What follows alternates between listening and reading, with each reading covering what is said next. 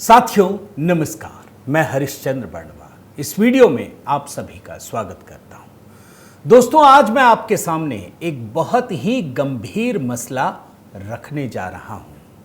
अब देखिए, इस समय जो पूरा विमर्श का केंद्र है वो सुप्रीम कोर्ट है, राष्ट्रपति, ये दोनों ही चीजें हैं। आप जानते हैं अलग अलग तरीके से विमर्श के केंद्र में ये दोनों चीजें हैं। लेकिन आज मैं आपको दोस्तों बिल्कुल एक गंभीर मसला दिखाने जा रहा हूं, क्योंकि आपको यह जानकर आश्चर्य होगा कि इस गंभीर मसले के बीच में राष्ट्रपति द्रौपदी मुर्मू ने सुप्रीम कोर्ट के पूर्व चीफ जस्टिस ऑफ इंडिया के खिलाफ एक शिकायत पर कार्रवाई के लिए आगे मंत्रालय को वो चिट्ठी भेज दी है। अब यह बहुत बड़ी खबर है। मुझे नहीं लगता कि इससे पहले, और हां याद रखिए, बड़ा ही गंभीर आरोप लगा है। पूर्व chief justice of India supreme court में काम करने के दौरान उन्होंने क्या कुछ किया, यह चिट्ठी में लिखा हुआ है और राष्ट्रपति, माननीय राष्ट्रपति ने इसे सरकार को कार्रवाई के लिए भेजा है। लेकिन इसके साथ साथ दोस्तों, मैं आपको एक और चीज दिखाऊंगा। भाई, आज तो बात उठ रही है ना कि क्या सुप्रीम कोर्ट राष्ट्रपति को भी आदेश दे सकता है, जो संवैधानिक प्रमुख है, जिसको संविधान निर्माताओं ने, बाबा साहेब अंबेडकर ने, जिसके संविधान में लिखित रूप से जिनको हर प्रकार से छूट दी है संविधान के संरक्षक के रूप में, उस राष्ट्रपति महोदय ने डी.वाई. चंद्रचूड़ साहब को, जब वो चीफ जस्टिस ऑफ इंडिया थे, उस समय एक सलाह दी थी उसी मसले पर। वो शायद समझ नहीं पाए। अब देखिए, कार्रवाई हो रही है। मैं आपके सामने इस गंभीर मसले को रखना चाहता हूं और आपसे निवेदन करता हूं दोस्तों कि इस मुद्दे पर आजकल एक और बहस छिड़ी हुई है कि चंद्रचूड़ साहब तो फिर भी बहुत अच्छे थे, अब तो माहौल क्या हो गया है, कौन सा आदेश आएगा, क्या आएगा, कोई नहीं जानता। तो मैं निवेदन करता हूं कि आप कमेंट के साथ जुड़िए और एक ऐसा विषय जिस पर पूरा देश इस समय मथा हुआ है, उलझा हुआ है, जरूर अपनी बात सामने रखिए दोस्तों। यह बड़ा महत्वपूर्ण है। आप सबको प्रणाम करता हूं और एक जानकारी भी देता हूं दोस्तों कि जब संविधान पर इतनी चर्चा चल रही है ना, तो संविधान पर ही मैंने एक गीत तैयार किया है। संविधान का रखवाला सबसे बड़ा कौन है, HB मेलोडी पर जरूर देखिएगा। बहुत ही शानदार गीत है। मुझे कई लोगों के रिव्यू मिले हैं, आपके रिव्यू का भी इंतजार है। खबर मैं आपको दिखाऊं दोस्तों, उससे पहले थोड़ा बैकग्राउंड दिखाता हूं। यह वाकया है 26 नवंबर 2023 को, संविधान दिवस, एक कार्यक्रम था। जानते हैं, राष्ट्रपति द्रौपदी मुर्मू ने को आमंत्रित किया गया, सुप्रीम कोर्ट का कार्यक्रम था और उस समय CJI से उन्होंने एक सवाल पूछा था। देख लीजिए, क्या देश के नागरिकों के लिए न्याय पाना आसान है? क्या देश के आम नागरिक आपसे न्याय की अभिलाषा रख सकते हैं? क्यों कहा था जानते हैं? आपको थोड़ा सा केस समझा देता हूं। यह तीस्ता सीतलवाड़ का केस था दोस्तों। हाई कोर्ट ने उनकी जमानत रद्द कर दी थी। गर्मियों की छुट्टी थी, शनिवार का दिन था, मतलब एक तो गर्मियों की छुट्टी, ऊपर से शनिवार का दिन। इमरजेंसी बेसिस पर सुप्रीम कोर्ट कपिल सिब्बल पहुंच गए और तुरंत उस समय के मुख्य न्यायाधीश डी.वाई. चंद्रचूड़ साहब ने एक खंडपीठ का गठन कर दिया। और आप सुनिए, जानते हैं सुनवाई कब हुई थी? 6:30 बजे शाम को। मतलब एक तो गर्मियों की छुट्टी, पहला, दूसरा शनिवार, और तीसरा दिन का नहीं, शाम के 6:30 बजे। कौन थे? Justice A. सोका और जस्टिस प्रशांत कुमार मिश्रा। दोनों में मतभेद था।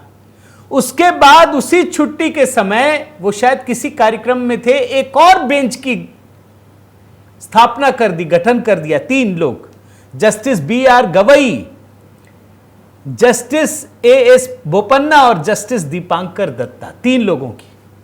और रात के 9:15 बजे बैठक हुई और तीस्ता सीतलवाड़ को जमानत दे दी गई। इसके बारे में भी आपको बताऊंगा। जब ये बाकी लोगों तक पहुंचा मामला, बोला भाई इतनी बड़ी हस्ती है ये, इतनी बड़ी शख्सियत कि गर्मी की छुट्टी पर, शनिवार की छुट्टी, ऊपर से शाम का समय, रात का समय, ऐसा कौन सा आसमान फट पड़ा भाई? कोई तो बात रही होगी। और तब जाकर राष्ट्रपति महोदय ने यह सवाल पूछा था कि जो आज तीस्ता सीतलवाड़ के साथ हुआ, यह नाम नहीं लिया था, क्या देश का आम नागरिक न्याय पा सकता है? और एक जगह तो उन्होंने डीवाई चंद्रचूड़ साहब के सामने, देखिए अभी कैसे कार्रवाई हुई आपको समझ में आ जाएगा, उन्होंने चीफ जस्टिस ऑफ इंडिया के सामने कहा कि अरे जेल में लोग इतने ठुसे हुए हैं, कुछ नहीं पता उनको, ना फंडामेंटल राइट्स ना कुछ, किसी को थप्पड़ मार दिया जेल में ठूस देते हैं, उनको कौन जमानत देगा? कभी सोचना पड़ेगा। वो तो आ भी नहीं सकते, पता है पूरा घर बार सब बिक जाएगा अगर पहुंच भी गए तो। वो बयान सुनाता हूं, ये सलाह थी, समझ नहीं पाए, सुन लीजिए। थे जेल में कौन लोग हैं? ना उनको फंडामेंटल राइट्स के बारे में पता है, ना उनको प्रियम्बल के बारे में पता है, ना फंडामेंटल ड्यूटी के बारे में पता है। थोड़ा बहुत कुछ कर दिया, किसी का थप्पड़ मार दिया। अब जानते हैं वहाँ के लोग थोड़ा खाने पीने में, दूसरा चीज खाने पीने में माहिर होते हैं, है ना। थोड़ा बहुत कुछ ऐसे कर दिया, किसी को थप्पड़ मार दिया, क्या क्या दफा लगा दिया जो लगाना नहीं चाहिए, लेकिन वो सब क्योंकि आजकल ऐसे बहुत सारा होता है, तो ये सालों साल उनको छुड़ाते नहीं है। उसका कारण जो भी बचा कुचा है ना घर पे, जमीन जायदाद, जो भी अपना यूटेंसिल, वो खत्म हो जाएगा, इसीलिए जाते नहीं, छुड़ाते नहीं। देश की प्रथम नागरिक राष्ट्रपति द्रौपदी मुर्मू ने, भाषा आपको लगेगी कि अरे बहुत ही सहज सामान्य है, एक बिल्कुल आम नागरिक जो सबसे गरीब गुरबे वर्ग से आता है, लेकिन उन्होंने सलाह दी कि जो काम हुआ क्या आम नागरिक के लिए हो सकता है। अब वही वापस फिर से घूम कर आया है दोस्तों। खबर क्या है आप समझ लीजिए, ये खबर कल ही की है। पूर्व सीजेआई चंद्रचूड़ की शिकायत, राष्ट्रपति से शिकायत, एक मामले में अति सक्रियता दिखाने का आरोप। जानते हैं तीस्ता सीतलवाड़ के मामले में राष्ट्रपति को एक चिट्ठी भेजी गई, शिकायत कि जांच कीजिए, सीबीआई जांच करवाइए, यह अति सक्रियता क्यों थी। और शिकायत करने वाला कोई आम नागरिक नहीं है, यह भी समझ लीजिए, बड़ा विशेष व्यक्ति है दोस्तों। शिकायतकर्ता पटना हाईकोर्ट के सेवानिवृत्त जज राकेश कुमार हैं और उन्होंने आरोप लगाया है कि कथित तौर पर पूर्व सीजेआई चंद्रचूड़ ने एक मामले को सुनवाई के लिए सूचीबद्ध करने में अति सक्रियता दिखाई थी। और यह चिट्ठी कब भेजी गई यह भी आपको बताता हूं। यह चिट्ठी 8 नवंबर 2024 को राष्ट्रपति द्रौपदी मुर्मू को जस्टिस राकेश कुमार ने भेजी। जस्टिस चंद्रचूड़ 10 नवंबर 2024 को सीजेआई पद से सेवानिवृत्त हो गए, उससे 2 दिन पहले भेजा गया। राष्ट्रपति महोदय ने देखा, मुझे लगता है उनको लगा होगा कि अब सर मतलब आसमान से ऊपर जा चुका है, सिर से ऊपर पानी जा चुका है। उन्होंने इस चिट्ठी को उचित कार्रवाई के लिए आगे भेज दिया है। अब शिकायत भ्रष्टाचार निवारण अधिनियम 1928 की धारा 17A के तहत आगे की कार्रवाई और जांच के लिए क्रमिक और प्रशिक्षण विभाग को भेज दी गई है। डीओपीटी जो लोक सेवकों के खिलाफ जांच के लिए पूर्व अनुमोदन को नियंत्रित करती है। अब मैं आगे बढ़ूं दोस्तों, जरा यह भी तो जानना पड़ेगा ना कि जस्टिस राकेश कुमार हैं कौन। आपको जान करके समझ में आएगा कि ये शख्सियत क्या है, क्यों भ्रष्टाचार के मामले को इस तरीके से उठा रहे। पता है कि ये सुप्रीम कोर्ट के चीफ जस्टिस ऑफ इंडिया रहे हैं। राकेश कुमार पटना हाई कोर्ट के तेज तर्रार वकील रहे हैं। 1983 में प्रैक्टिस की शुरुआत की, 26 वर्षों तक वकालत की है दोस्तों। क्रिमिनल और संविधान के पेचीदा मामलों की पैरवी की है। 12 साल तक सीबीआई के वकील रहे और सबसे बड़ी बात जो आपको जानकर अच्छा लगेगा, बिहार में जो चारा घोटाला है ना, उसमें सीबीआई की तरफ से इन्होंने ही पैरवी की थी लालू यादव के मामले में। जोरदार बहस की वजह से चारा घोटाले की जांच सीबीआई को सौंपी गई। सुप्रीम कोर्ट में भी याचिका आई थी, लेकिन सुप्रीम कोर्ट ने सीबीआई जांच को बरकरार रखा। हाई प्रोफाइल मामला, और इतना ही नहीं, एक और मामला बताता हूं। लालू यादव के मुख्यमंत्री रहने के दौरान एक विधायक की हत्या के मामले में भी राकेश कुमार सीबीआई के वकील थे।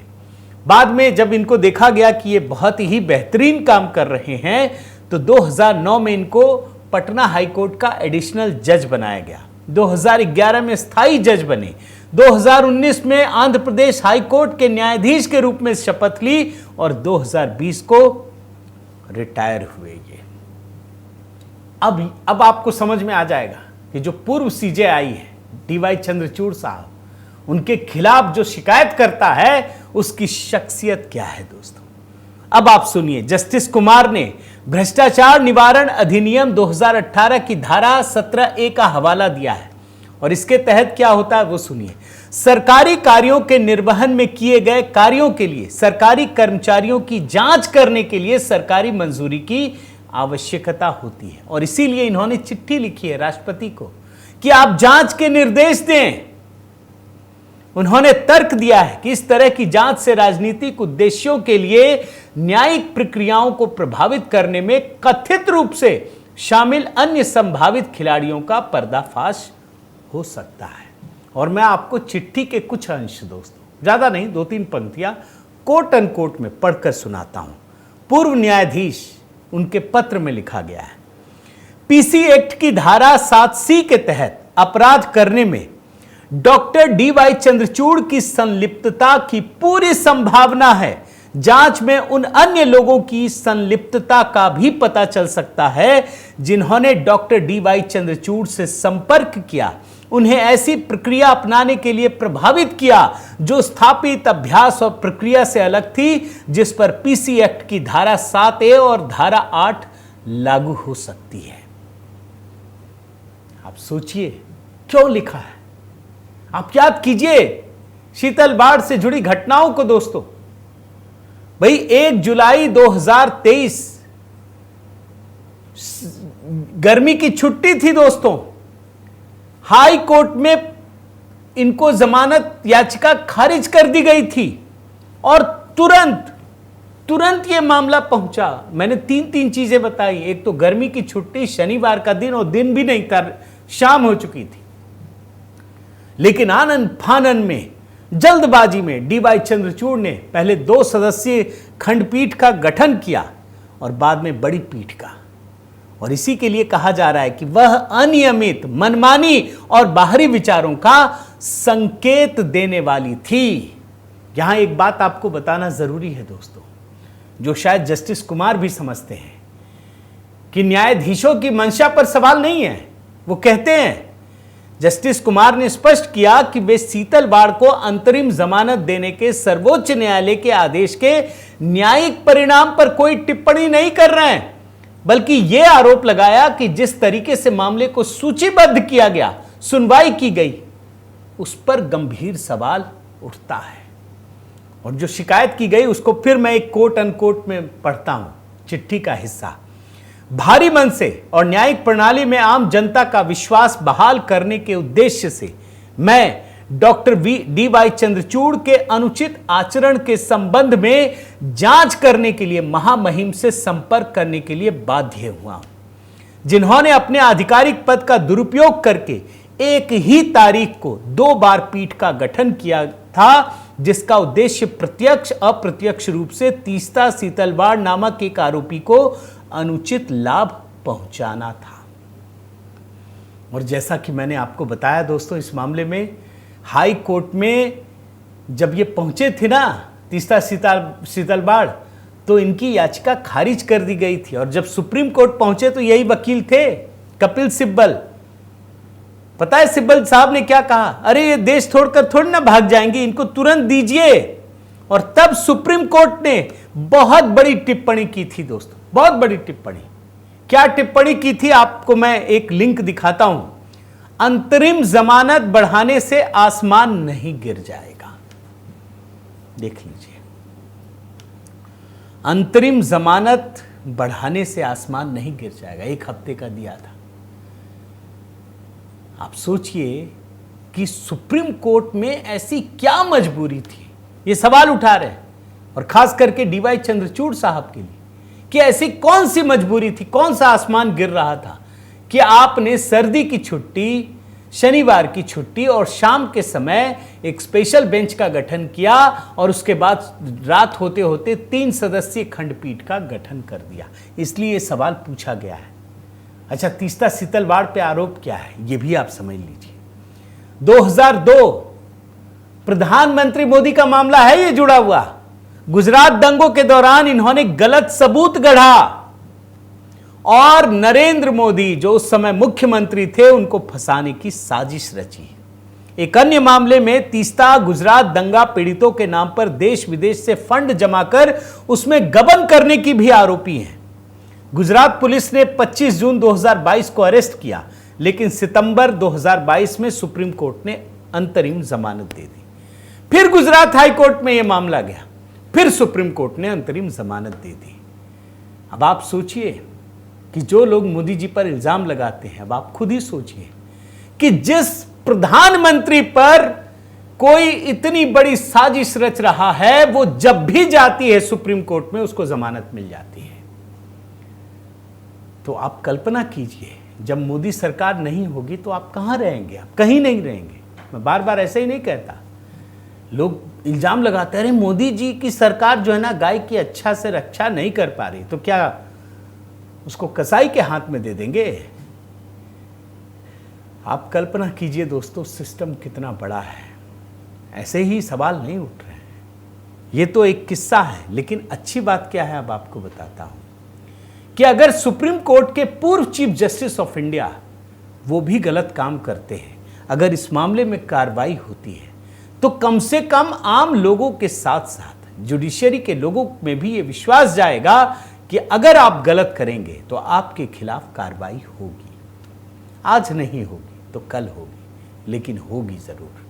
अब देखना है आपको क्या लगता है, बताइए। राष्ट्रपति ने जो ये सिफारिश की है कार्रवाई के लिए, आप सहमत हैं, असहमत हैं? जरूर बताइए। और मैं निवेदन करता हूं दोस्तों कि कमेंट इसलिए भी कीजिए ताकि आपके विचार मुझ तक पहुंचे। जो मैं आपको बता रहा हूं, दिखा रहा हूं, उसका भी महत्व है दोस्तों। इसे लाइक कीजिए, इस वीडियो को अधिक से अधिक शेयर कीजिए, और अगर आपने चैनल सब्सक्राइब नहीं किया है तो ज़रूर कीजिए। आप ही सबसे बड़ी ताकत हैं। और हाँ दोस्तों, HB मेलोडी पर जानबूझकर इस बार संविधान से जुड़ा गीत अपलोड किया है। संविधान का सबसे बड़ा रखवाला कौन है, वहाँ ज़रूर कमेंट कीजिएगा। इसके लिए तो मैं आपसे हाथ जोड़कर निवेदन करता हूँ, उस चैनल पर भी अपना प्यार दीजिए। YouTube के साथ साथ दोस्तों WhatsApp चैनल है, वहाँ जुड़िए, और जैसे भी आप जुड़ना चाहें तमाम नंबर्स आपके स्क्रीन पर हैं। बहुत बहुत धन्यवाद। जय सिया राम।